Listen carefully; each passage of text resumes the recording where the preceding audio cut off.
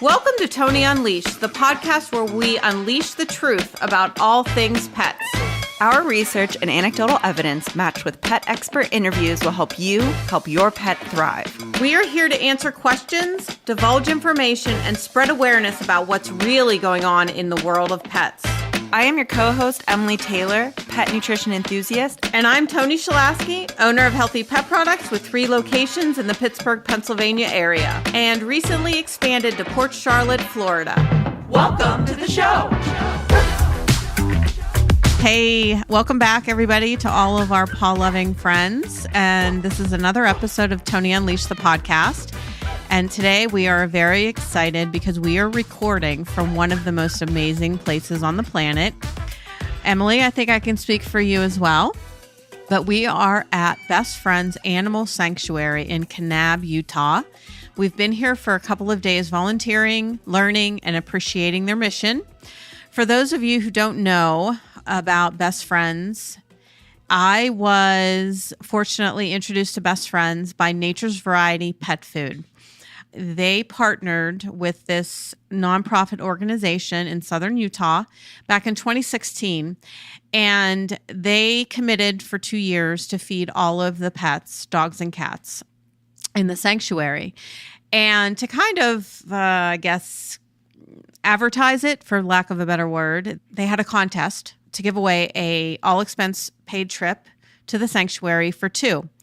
And all you had to do was fill out your name and phone number and throw it in a box. And I won. And I took my niece Natalie, and we went in 2016. And it truly was a life-changing experience for both of us.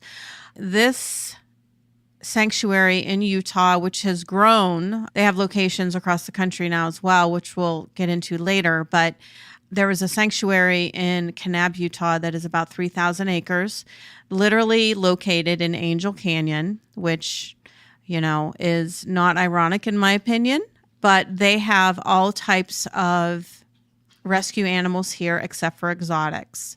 So you will find pigs and sheep and horses and feathered friends and rabbits and guinea pigs and dogs and cats and pets that come here. If they don't get adopted, they will live their natural life out here. So they are respected, their lives are respected, and I just can't even begin to tell you what a special place this is. And I have come here this will be my 4th trip. So my first one was 2016, and then I came again in 2018, 2019, and then this year, 2022, is my 4th trip. And the goal is to get back on the annual train now that COVID is behind us. And so that's all I'm going to say for now. I'll continue to talk about it as we get into this. I don't want to bore you with all the details right out of the gate. But the sanctuary started in 1984, literally from a scrappy, diverse group of friends from far corners of the globe that settled into a remote area of Utah's high desert. And they started off on a journey that they had no idea where it would end, but it is forever changing the future of pets in shelters across the country. So I think it's like a continuous mission, I would say.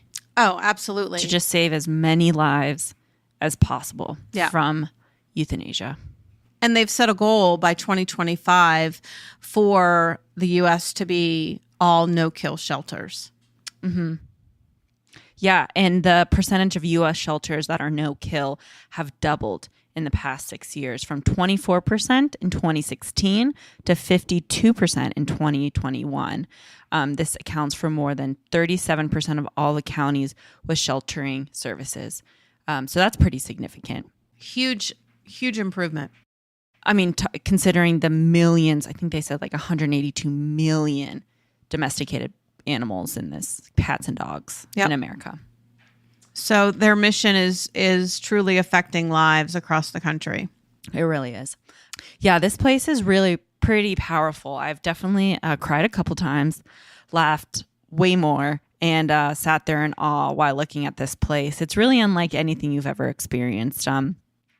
And if you are traveling through Utah, it's really worth making the stop at Best Friends Animal Sanctuary, even if it's just for a guided tour, which they guide.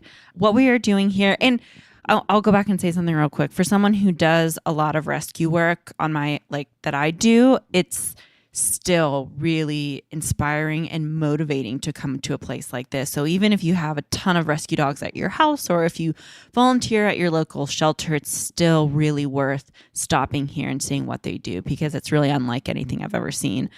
We've done / are doing 2.5 days of volunteer work and 3 sleepovers with dogs. The experience has been pretty incredible. I'm usually on the adoption side of things with the rescue I work with, so I don't often get to do the hands-on kennel cleaning, daily caregiving, walking tasks that I was able to do here. There are so many wonderful cats and dogs that I just wish I could spend more one-on-one time with as well, that maybe get overlooked. But for the sake of time, let's briefly talk about the dogs we did get to take on a sleepover. And then once we talk about that, I really want to touch base on how awesome Catland was in my experience there, because it was really eye-opening, and we don't talk enough about cats yet. We just started. So I'm going to let Tony talk about what sleepovers are, why they offer sleepovers, and a little bit about who we brought home for a sleepover. Yeah. So what I think is one of the coolest things about Best Friends is they allow sleepovers. So basically what that means is you are able to, after one volunteer shift, you're able to take a dog, cat, bunny to your hotel, if it's a pet-friendly hotel, or Vrbo or Airbnb or wherever you're staying in the area. You can take a pet for a sleepover. So you pick up the pet, dog, cat, bunny, at about 3:30 in the afternoon after your volunteer shift is over. And you just go home and you hang out. You get takeout, and the pet gets to sleep at the home and get used to being in a home. So it's a form of enrichment. It's a form of, and it's a break from the shelter, which is also a good thing. Even though it's a fantastic shelter, these pets need a break. And us doing sleepovers, getting them into homes, hearing the dishwasher. We have the washer and dryer, hearing that, steps, getting used to steps, getting used to sleeping in a bed, which, some humans allow and some humans don't. But every dog deserves the chance. Yes, absolutely. And at least one queen to king size mattress sleep. Yes, absolutely. And surface issues. A lot of pets have surface issues. Ceramic tile, carpeting. They haven't been exposed to a lot of these things. Even just flushing a toilet. Yeah. And flushing the toilet upstairs, and they hear it differently than it is downstairs. And just people walking about and being in a quiet environment is different for them. And I think a lot of it too is helpful because it's desensitizing them to big, loud, scary things, which if the more they're desensitized to that, the more adoptable they are, and the easier it'll be for them to transition into a home. It was really important for me personally to take home at least one of the scarier looking pitties that get overlooked, to shine a light on them that may be shadowed by the cuter, more approachable looking dogs. So my big pick was Lolo. And we had him yesterday. My coworker Ashley and I were put in a hub where a lot of the dogs had a bite history that were still adoptable because it was for various reasons, or were on the relationship building adoption program. Lolo was, out of all the dogs that had a bite history there, I just want to say, Lolo was one of the only pit bulls there who had no bite history. So the first couple of dogs that we were given were not pit bulls. And he's just on this relationship building program because he was labeled as a dog that is skittish, scared, stranger danger, that needs to adapt, or who needs the adopter to meet him several times before he's taken home. But when we took him, he ended up being the easiest, most well-mannered dog I've ever seen walk into a home. Sure. He immediately rubbed himself on the couch, rolled on the back of the carpet like he knew what it was and missed it, itched himself, and then just lay down. Yeah. So that was really rewarding for me. So my goal tomorrow or today or the end of this trip is fill out an evaluation form and try to get him from the relationship building adoption program to one, either getting pushed to go on more sleepovers with more novice people to help them, build a relationship with a pity, and two, to maybe get him off the relationship building list and put on like the green light, super easily adoptable because he's good with other dogs. So that's another benefit that we should mention about the sleepovers, is that the volunteer that is doing the sleepover, they have an evaluation form. So they basically want feedback from what the experience was so that they can build on that and get these dogs out of the shelters, or cats or bunnies, and into homes. So is our perspective a little different because Emily, especially because you're in the rescue world, because I have been around dogs and training, and, is our experience a little different? I have to say, I think it is. Which is what we wanted. And our goal was. Yes. And I think we can offer also with you being here so many times. For sure. They keep note of that, and they know. Yes. So they kind of bend the rules a little bit. Yes. And they know me, and they know that I follow rules.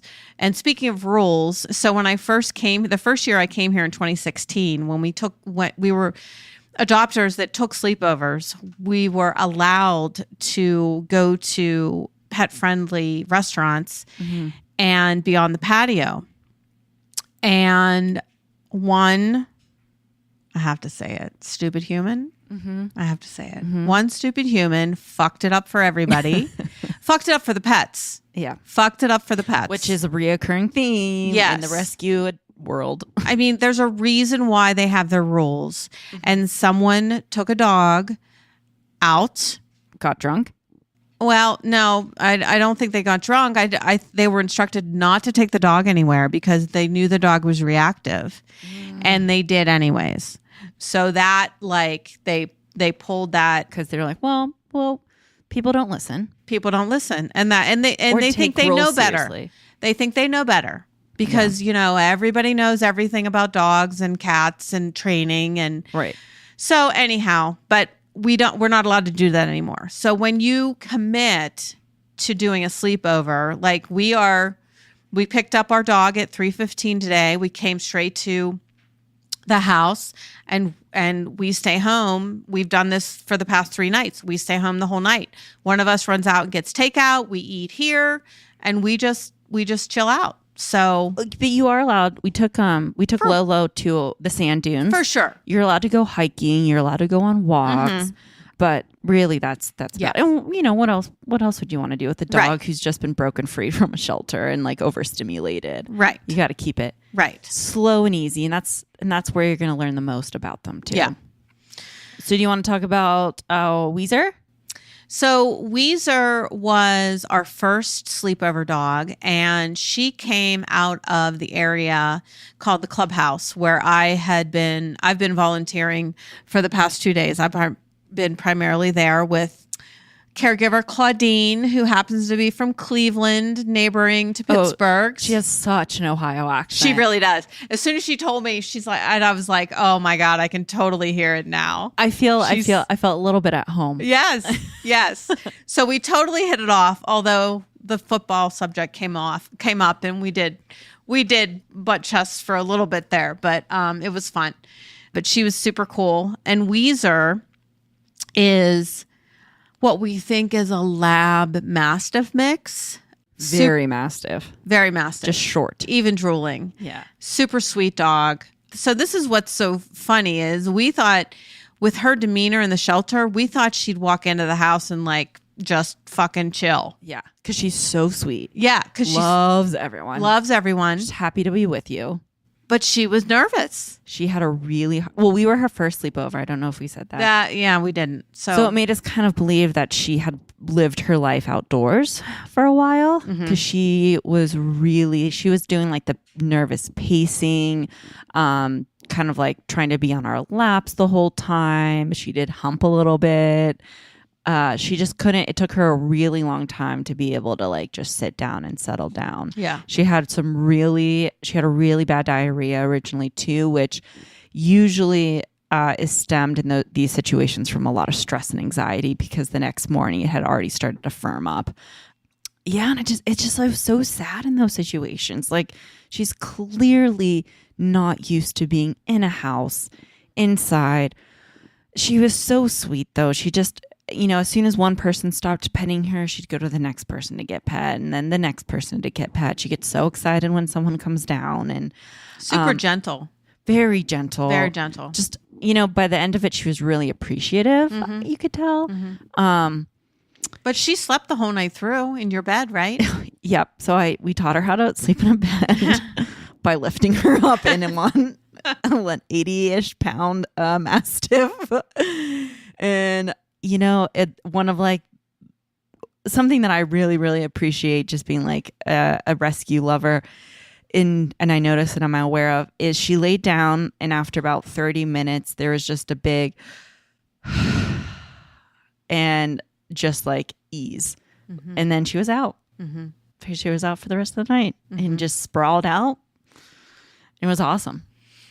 So, and Weezer, we really feel would be a great family dog with. Yeah, which we shared with them. Yeah. But she needs bigger kids because she's so big and she will she'll just try to sit in your lap or lay on you or lean. She's a big leaner. Yeah. So she could easily lean on small child. On like a 6-year-old and knock them over. Yeah.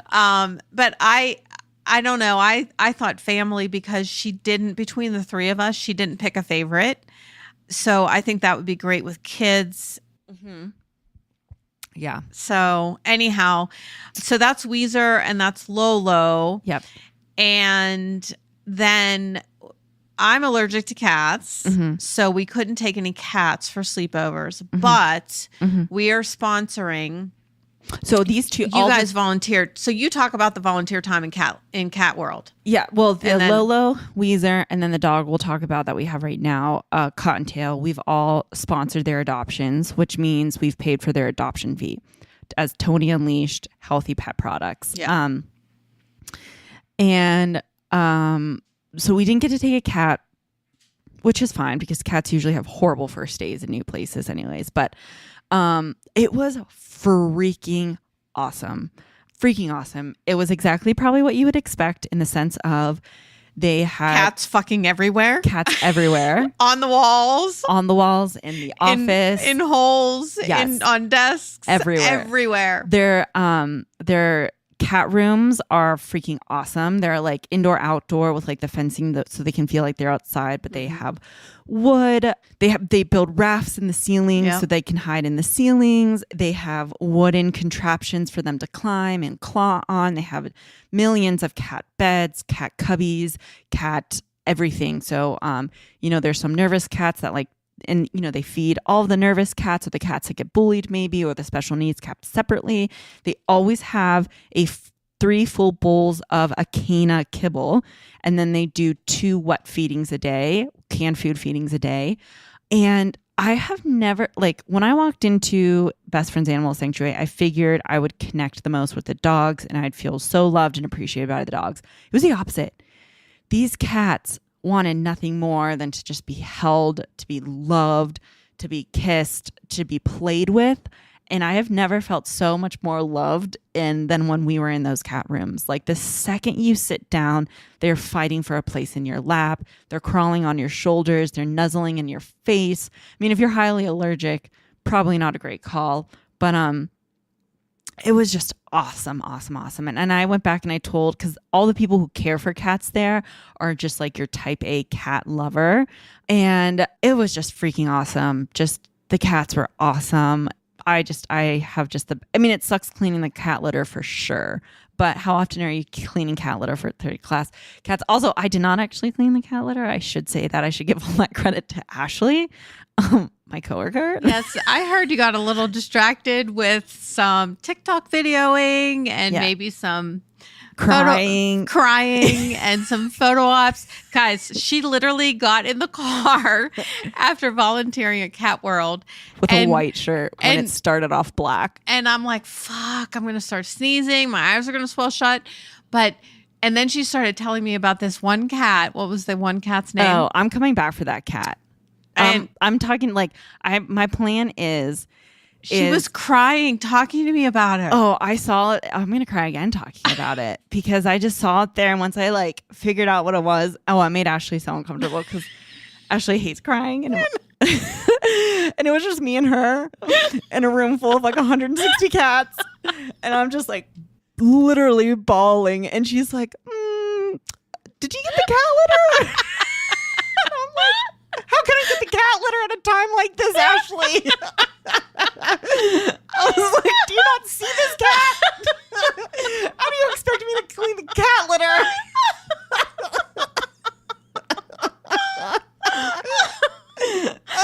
I was like, "It's okay. You don't have to listen to me cry. You can go clean the cat." And guys, Emily has one of those cries that you like. She should win an Academy Award for it because it is like. It makes you like she cries and you're like, okay, what can I do to make this stop? I can't really. It's hard for me to stop when I start crying. Anyways, I'm coming back for that cat. She's been there for a really long. Like, I gotta go quick because I'm gonna start crying about her because I haven't been able to stop thinking about her. But she's just, the problem is it's just like when you have a room full of 30 cats and one cat is sick, they're all eventually going to get sick because it's really hard to fix cats. You can't give them a treat with a pill.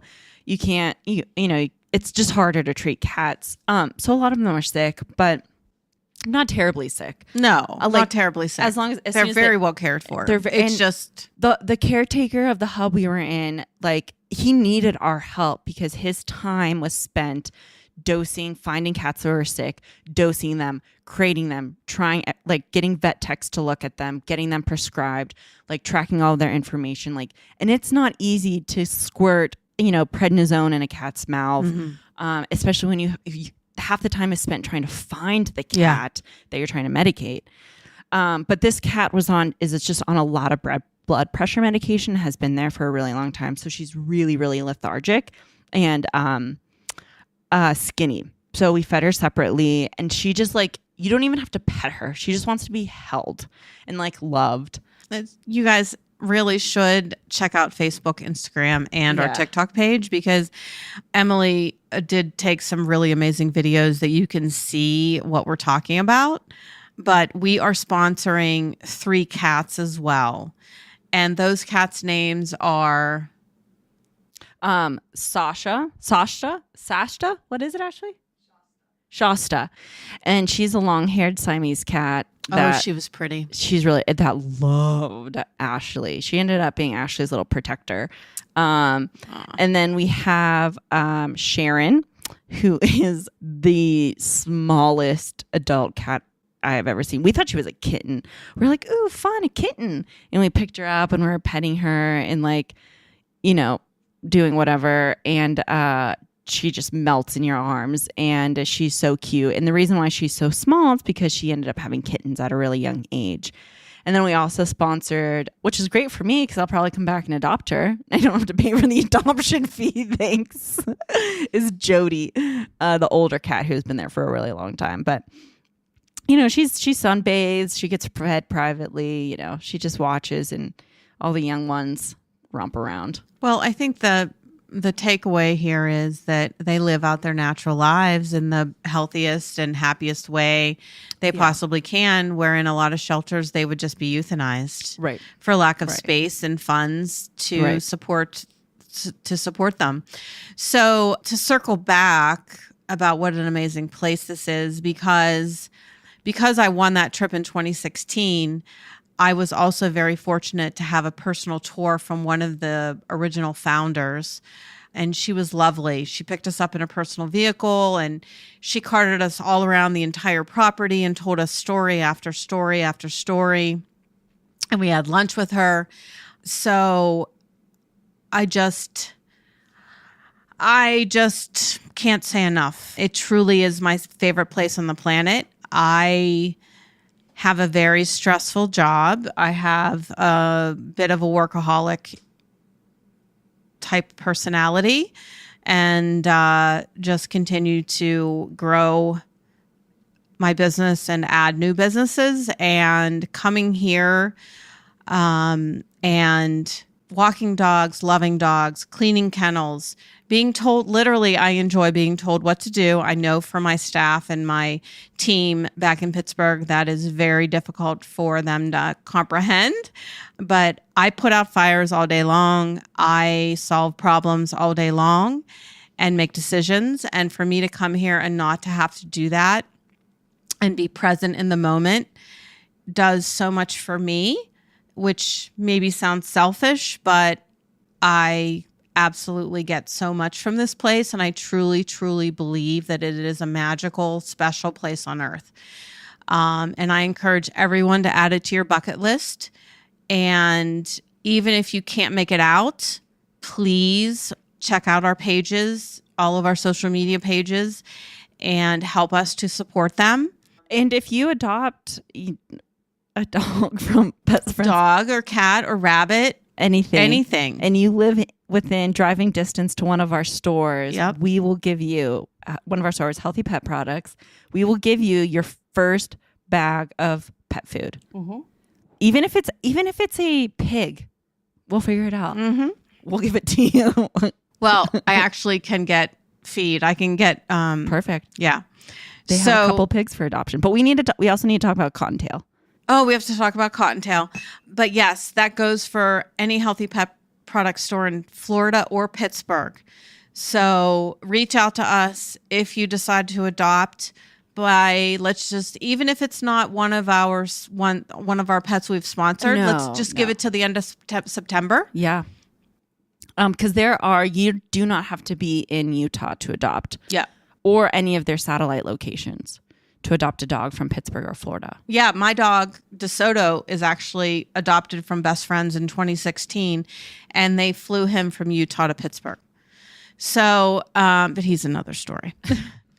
So our third sleepover dog is Cottontail.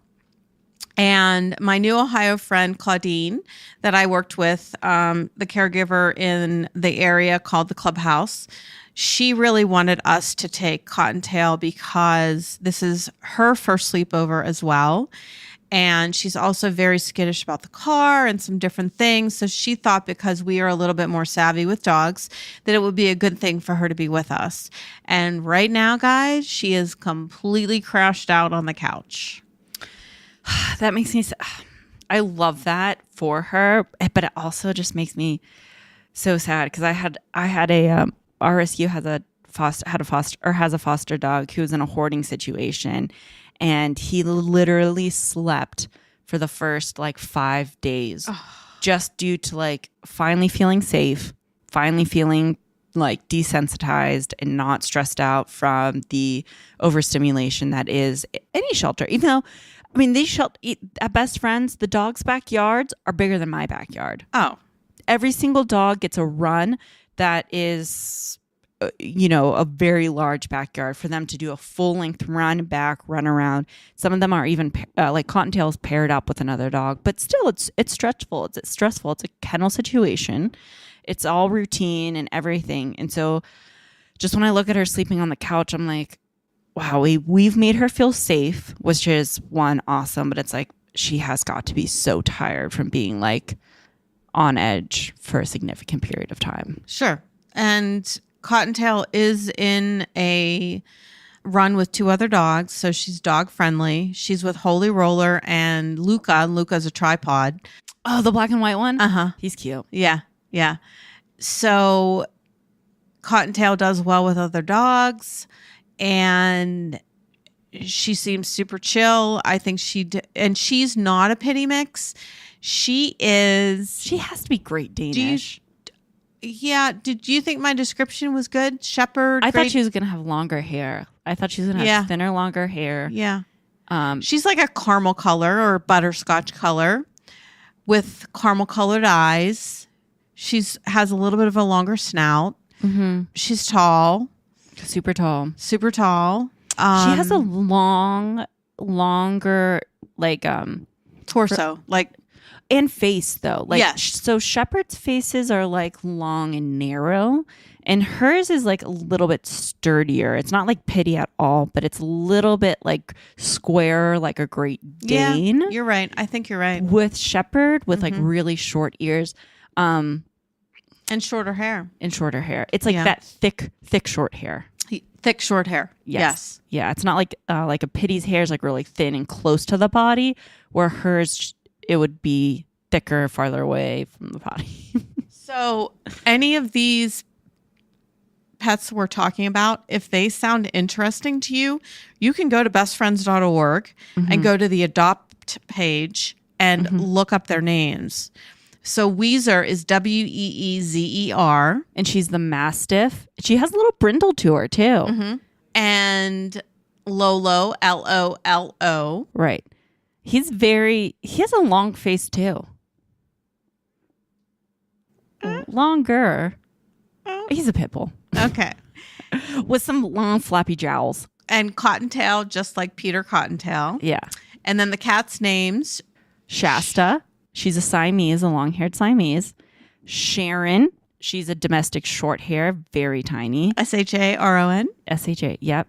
Shasta, S-H-A-S-T-A. Probably. There's a lot of Siamese. If you're a Siamese person, there's like 3 really cute Siamese cats at Best Friends. Just saying that. The more that get adopted, even if it's not Shasta, the better, because it makes more room for other cats. And then Jody, Jody, and she's the grayest cat you'll ever meet with a very square face. Maybe that's why I like her. So in any shelter all across the country, there are very worthy souls needing homes. And, I think this is a good time to bring back that statistic that Best Friends came up with, that pets are relinquished to shelters for reasons related to owner circumstances at roughly a ratio of 3-1 compared to reasons specific to the animal, unlike what many may believe the animal's behavior is not a leading reason for surrender. So they just need, just like humans do, safety, routine, understanding, patience, security, love, kindness, and food. Just like Mr. Rogers says, be kind. Yeah. To me, and this is very biased just because of the world I chose to be in. But to be loved and to love an animal is just the greatest happiness I've ever felt. But to be loved a rescued animal that is in need of a home and in need of patience, kindness, and understanding is a completely different level of love, gratitude, happiness, and selflessness. They know that you saved them. Yeah. And a lot of people, families, single people, whatever, a lot of people got pets during COVID. And our shelters literally were emptied. A lot of people went to breeders, of course, which is just going to happen. It's never going to go away. And we're not saying it needs to go away. Puppy mills need to go away. But our shelters were emptied. And all of us in this world, the pet world, we were like, okay, clock's ticking. Yeah. When are people going to start to relinquish pets because of separation anxiety from going back to work? And it's happening. Yeah. And shelters are overrun and understaffed. I mean, you think the grocery store or any other places, the restaurants are understaffed? Walgreens. Think of the animals. Yeah. And so the shelters are getting overloaded with pets being relinquished. So it's time to start adopting, and that's all. And being patient with rescues. Yeah, you have to be patient. You have to. Because they're short-staffed. They're not going to email you right away. And they're doing their very best to make everyone happy. Yeah. I mean, they're having trouble even getting volunteers. They don't have dogs. Let alone staff. Yeah. Volunteers, they have to... a lot of their effort is cleaning the kennels and trying to figure out how they're going to feed the dogs the next day. Yeah. And cats. Yeah. So just patience, I think, is key for the goal of world peace. Can I talk about Angel's Rest before we go? Yes. And Gratitude Garden? Yes. Okay. I'm going to run to the restroom so and fill up my wine. So tomorrow, my volunteer shift is at Angel's Rest, because an Angel's Rest is literally the pet cemetery at Best Friends Animal Sanctuary here in Utah. And it is a very special place. And every animal, every pet that has been here or adopted from here will be buried or recognized or whatever. Because I adopted DeSoto from here, I can choose to have him buried here. Will I do that? I don't know. But I could still have him cremated, keep his ashes, and have a marker placed in his memory here. So it's a very special place, and every grave is treated with respect, just like human graveyards. I'm going to volunteer there tomorrow, and on our next podcast, I'll talk a little bit more about some of the details of Angel's Rest. But it is full of wind chimes, and it is chilling to be in there and just hearing the chimes. It's just a really special place. And what's cool, And the view. Well, They place it in purpose, I feel like, of the view. sure. So you can find peace and calmness. And above Angel's Rest, which is the main cemetery, is there behind it is this huge cliff. And at the top of the cliff is what they call Gratitude Garden. And they've increased the cemetery space up there as well. But there's this beautiful walkway and arches and fountains, and just a place to be thankful and meditate. And there's a labyrinth, and you can overlook the main cemetery. And what's cool is you can hear the wind chimes when you're on top of that cliff from the cemetery below. It's just really moving. And I'm very, very thankful to everyone here for the people that founded this place And their mission. and everybody that works here now. I mean, I've been here 4 times, but the head adoption coordinator, she knows who I am, which is crazy. So she emailed me beforehand, and she's like, Tony, what are your thoughts for this visit? Where do you want to be? Where do you want your managers to be? So that just is really cool. Yeah, it is. It's a really motivating, grounding, very grounding. Humbling. I was going to say that, not humbling, growing experience. Yeah. I mean, I think we've all grown a lot, and just looking forward to the next time we come, to continuing their mission, supporting them, and just forever supporting rescue animals. Yeah. And adoption. Yeah. And we did do a fundraiser leading up to this. I can't remember what we raised, but we will probably be asking again in the stores. So get ready, folks. I was thinking, do you know when we were walking the labyrinth, I was like, wow, this is the first time since I got married, which that vacation was freaking awesome. But when someone asks you, when was the last time you were the happiest you've ever been? When was the last time you were purely happy?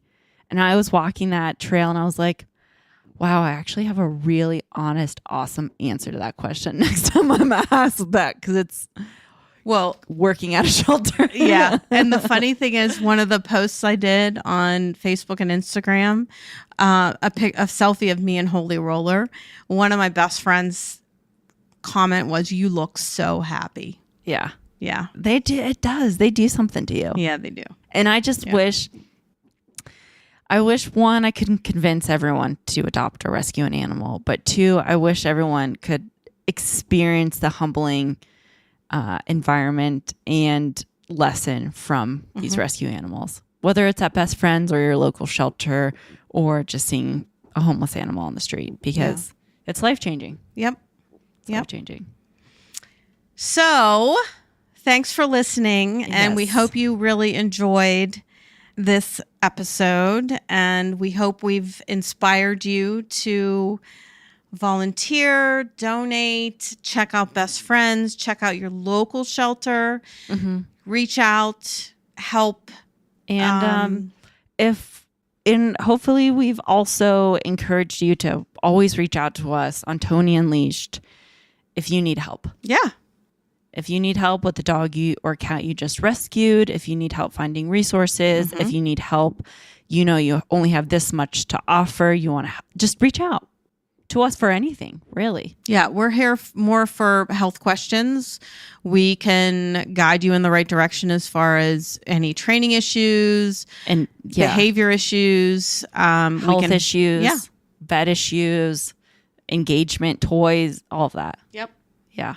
Yep. We're here to help. Yep. Helping pets thrive. That's us. All right. All right. And we appreciate you. Thanks for listening. Thanks for listening. Keep downloading. Keep 5-star reviewing. Yes, please. 5 stars. We need it. Yeah. Talk to you soon. All right. Bye.